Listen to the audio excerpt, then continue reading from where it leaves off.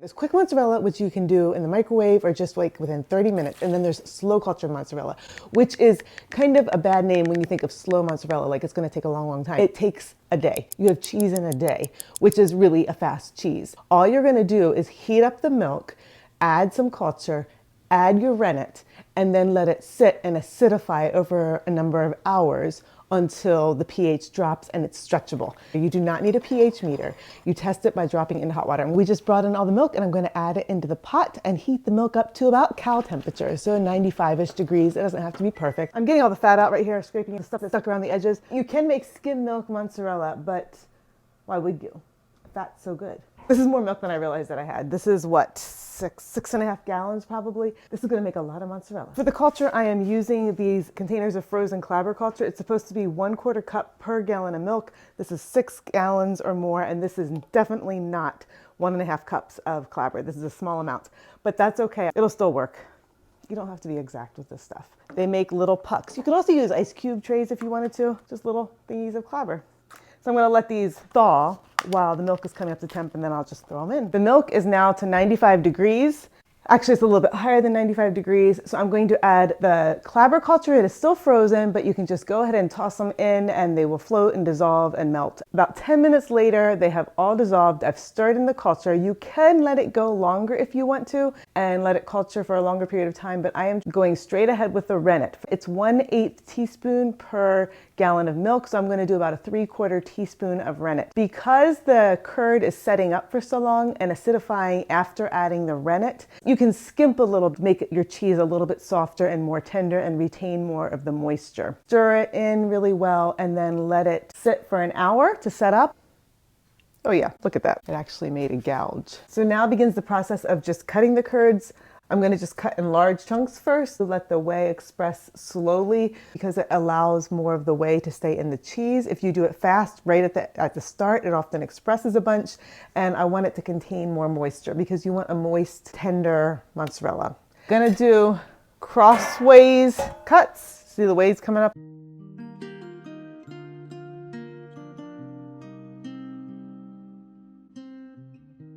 Now I'm going to cut this with the whisk. You can also just stir this with big curds. You don't have to make it small, but I just like getting them all kind of the same size. I'm kind of breaking this down into 10-minute, 15-minute increments, just doing everything kind of at that pace. There's no magic about this. You can do it slower, you can do it faster. It's just how I'm keeping track of time. I'm going to stir this every now and then for a little while as it is acidifying. I'll see still there's big chunks in, but that's okay. I'll come back in, let's say half an hour, and I'll stir it again. Too much going on right now to deal with it. Whoa.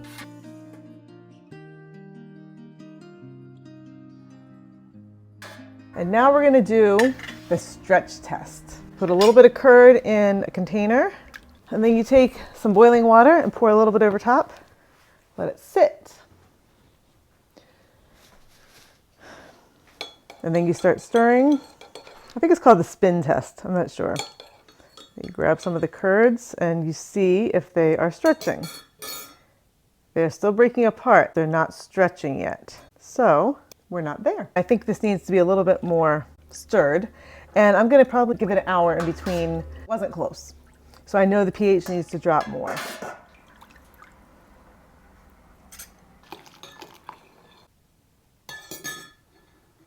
Nope, still not stretching. It is cool in this house, and so I'd like to see how much the temperature has dropped. Yeah, it's at like 87, 88. So it has dropped at least 5 degrees. I'm gonna crank this on medium heat and just stir briefly. Okay, that brought up to 93. I'm gonna say that's enough. Not yet. I'm gonna give it another hour because this is taking too long and I don't wanna keep checking it. Oh my goodness, this slow mozzarella is taking forever. Why isn't it going now? I want to stretch already. I'm losing daylight, so I'm gonna stir this up with my hands for a little bit. Oh yeah, temperature dropped. It's down to 91. I'm gonna turn the heat on and stir this. Maybe even bring it up to 100 just to get it warmer. Maybe that'll help it get going. I'm crumbling. I'm going through and picking up all the little lumpies like this and just kind of ruffling them. Not mushing them, just breaking them apart. Okay, we're up to 97 now. I'm gonna quick do another test just to see where we're at. Nope, still out there. If I remember correctly, last time I thought this was taking forever and then it happened. Hopefully that means this is soon gonna go because this is just taking forever and I'm getting sick of it. Maybe I should have put more culture in it. Is this why it's called slow mozzarella? Because it just takes for freaking ever to stretch. It's gonna be like middle of the night by the time this gets around to it. I have to throw out all this freaking video I just did today and it's worthless. It's possible you did it wrong. Shut up. At this point, I don't even know why I'm bothering to check it. I'm so irritated. It's not going to be done. It's just a waste of time.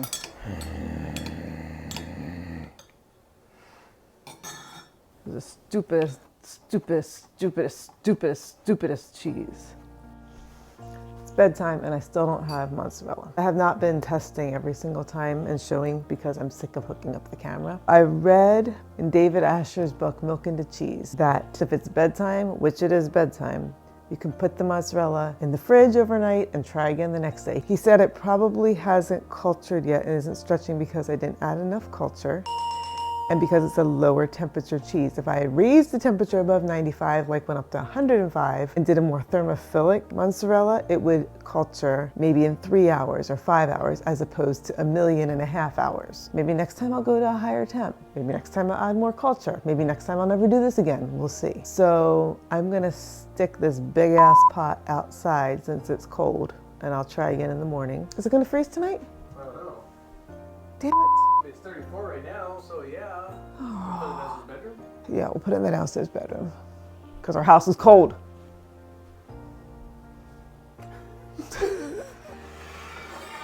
Sometimes we have failure. Shut up. Let's go see what success doesn't look like. Oh, look at all, wow. Okay, that's bad to do on a rug. Can I feel the curds? Yeah, they're down there. There we go.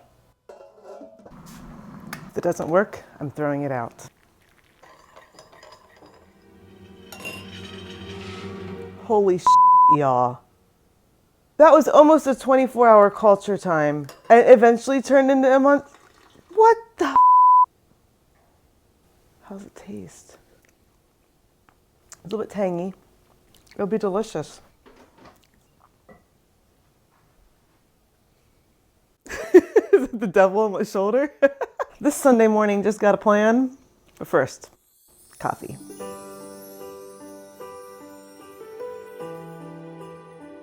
And there's loose curds, so just pour slow.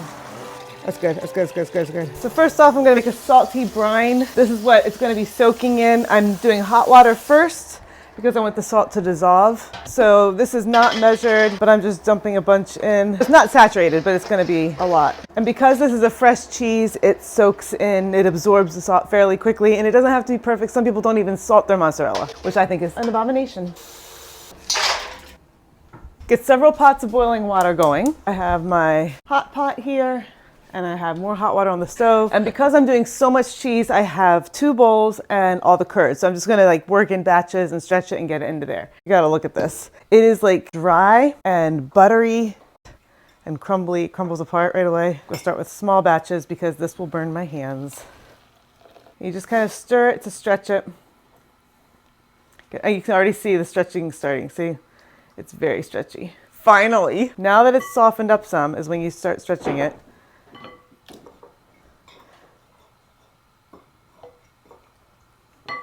And you don't have to pull that many times, just till you get like a stretch. And it's lumpy at first, and then it just starts stretching. And you do not have to get perfect mozzarella. This is not a competition. This is something that you're gonna put on your homemade pizza.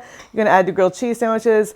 It's just to give it that stretchy vibe. There's no need to be all like fancy and braiding it and blah, blah, blah. As it goes, some of the lumps will stay in there. You'll see lumps hidden in there. And so you just put it back in, let it soak a little bit more, and then those drier spots should start to stretch better. You can see right here, there's like a dry lump, there's little lumpies. So that's the part that's not stretching. And those you can ignore it, it's gonna be still good cheese, or you can just keep soaking it till it gets to the point where it's ready to stretch. That's what I call good enough. It's not perfect, but the water is cooling down, so it's not gonna be stretching as well. And I don't feel like spending all day doing it. So I'm just gonna like blob it together like that, nothing fancy. And then you stick it in the salty ice water. There's no time on this, but if you would let that sit for a long time, like an hour or two, it would get very salty. So I just let it sit as it cools. And so in about half an hour or whenever the bowl fills up with other cheese, I'll take it out and say it's good enough. And yes, the outside edge will be more salty than the inside, and that's just okay. This is just going to be a messy process, especially when you do this much. So brace yourself. Oh, that's very hot.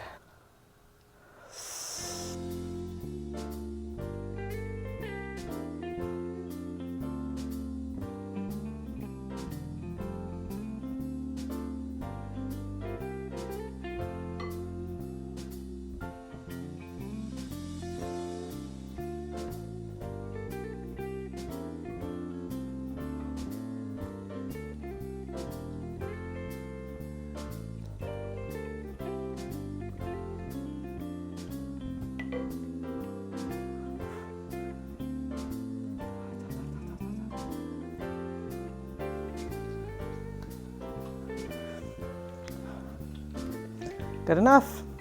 Oh, my bread. That water's not hot enough yet because it's not stretching immediately. It kind of breaks. And I'm gonna get more going in this one. So it's kind of like using the water that is not quite as hot to start softening it and then finish it off with really hot water when you go to stretch it. Especially because this curd is cold right now because it was in the downstairs bedroom. Gonna let that soak because it's not sticking together. It's so crumbly. You want it to get hot enough to start sticking. If you kind of like let it stay flat as you're still heating it up, that helps it heat through more evenly, more surface area to touch the hot water. This is not optimal mozzarella. It is stretching, but it is also crumbling and it is grainy. And that's probably because I missed the window. David Asher says there's a window and that's why you test every 30 minutes. Or maybe it's something else, I don't know. But it's fine because it goes on pizza, nobody sees it. It's still delicious. So to summarize, warm up the curds until they will stay together in a ball. That's all the warmer you need to get them. And then you're gonna put hot water over them and let them really start heating up. And then this water, which is now not very hot at all, is where you put the next batch of curds in to start warming. And then these are being salted, but I have so many in here right now that I'm just gonna sprinkle more salt on top because salt's yummy. And I keep flipping these so that they're in the brine. This is hot water, putting it back into there to warm that up.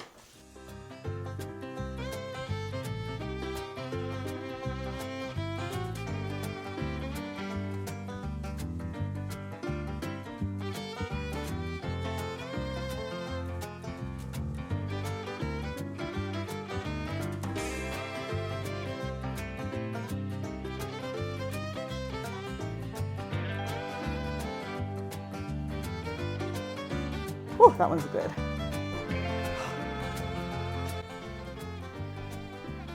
And then I just kind of roll it up into either a sausage or you can then curl it into a ball. But that is that's a nice one. I'm saying that's done. Now I don't want these to be sitting in here too long, so I'm gonna take the ones that are coldest and hardest that are down at the bottom. These have been here for a while and start removing them so the other ones can get some soaking. And also the smaller ones will have been salted faster. I don't want them to get too salty, though it doesn't really matter. More salt on top and some more ice. Oh, this feels so good after my hands. They're so like pruny and red from the heat. Okay, let that chill a little bit more. So I know I'm gonna get a million questions about this, so I wanna answer this right off the bat. First off, in order to do a slow mozzarella like this, you need to be using raw milk or very lightly pasteurized milk. If you are doing anything more than that, this slow process will not work, according to David Asher. I have not tried it. If you want to use pasteurized milk, then doing a quick version, acidifying it with citric acid or with vinegar, that method should work. But the slow process, raw milk. Secondly, to get the ideal stretch mozzarella, it has to be either cow's milk or buffalo milk. Goat's milk and sheep's milk, you can make mozzarella, but it's going to be different. If you are culturing your milk with a mesophilic culture, such as clabber, it needs to be cultured at lower temperatures, like 95 degrees Fahrenheit or 30 degrees Celsius. And it is a slower amount of time to ferment. So that's like a 6 to 8 hour process or a 24-hour process. If you want it to go faster, you can do a thermophilic culture such as yogurt, and that should be ready to go in about 3 hours. The mesophilic culture is going to have more flavor because it is slower, and there's other scientific reasons. I'm not going to get into it, research it yourself. And if you want to do a thermophilic cheese that goes faster, it's going to be sweeter and have a little bit less flavor. So whichever one you prefer. mess around and see what happens. Now, if your curds do not stretch, there are a number of reasons for that. First of all, you could be using an old starter that's not very effective. Secondly, you could forget to add the starter, and then it's going to take a lot longer. Third, you could add not enough starter, like I did, and then it just takes longer. If it's taking longer and it's not stretching, you can pop it in the fridge or stick it in the downstairs bedroom, wherever it's cooler, let it sit, come back to it later and see where it's at. If it never stretches and you always just have this crumbled cheese, as long as it tastes okay, just freeze it and then throw it into your lasagnas and on your pizzas and in casseroles, quiches, whatever. Like, it's still edible. This cheese, what's kind of magical about it is if you wait long enough, as I showed you, it gets to the point where it stretches. It will eventually acidify, because think about it. If you put raw milk on the counter over the course of a number of days, it will become acidic and it will turn into clabber. So this is the same process, but it's condensed. So it will stretch, it will acidify. You just have to have faith. This is kind of like a religious cheese. It's bad. You gotta trust it, you gotta have faith. You gotta have faith in the milk and faith in the process, and just keep testing, and eventually it will stretch. And if it doesn't, oh well. I mean, it will, right? It will, it did. It took 24 hours, it did. So I'm gonna take the rest of this out. You can also just like sprinkle salt over it and then process it. Oh, that's salty right there. Holy cow, I should get this out. So this cheese is not fully set yet. It's still sitting out, it's still squidgy. It's not pretty, it's not rubbery. Hang on. It's not rubbery like store-bought cheese. It doesn't have that same chew, it's same bite, it's a softer cheese. Well, it depends. Sometimes I get softer cheeses, sometimes I get rubbery ones. Like this, you can break it. Like you will sometimes see stretch, but it's not like the string cheese, because this is not a properly done mozzarella, but it's still mozzarella. It's a different kind of mozzarella. It has fantastic flavor. We were just up for Thanksgiving with my husband's family, and we took our uni pizza oven and mozzarella cheese, and you just kind of break it and put it in blobs over the pizza, and it melts and it's delicious and it adds so much flavor. And yeah, it's not going to be like the Pizza Hut stretchy cheese. It does that, but not insane. But it's fabulous. People loved it. Inside, there's not as much salt. Outside has more because of how it was sitting. This one's really a smoother one. There's more of a stretch to it. See, so you do get that stretch. It all depends. That's so good. There's so much flavor. It's totally different than store-bought. It's milky, it's creamy, there's a tiny bit of squeak. It just fills your whole mouth. It's salty, it's flavorful. So for failing at making mozzarella, pretty darn good cheese. That's it. That's all you do. It's super simple. Wow. And this is a lot. I'm gonna let it sit in the fridge and then I'm gonna weigh it and freeze it. As it's been sitting there, more whey has been expressed. Down in there. 3 pounds, 2 ounces. 3 pounds, 1 ounce. 2 pounds, 10 ounces. 8 pounds and 13 ounces. So nearly 9 pounds of cheese. That is a fair bit, my friends. You can see this is kind of like gnarly cheese. Not gonna win a beauty contest. But you know what? Who cares? It's going straight into our stomachs. When I freeze the mozzarella, I like to wrap it first in plastic and then I backpack it. And that way it just prevents against freezer burn. It stays good for a long period of time. I set this on a low seal so it doesn't quite press it and squeeze out too much moisture. And then I just label it slow mozzarella and the date. Enough mozzarella for a lot of pizzas this winter. And now I am on vacation for making cheese for the next 2 months, maybe 3 months.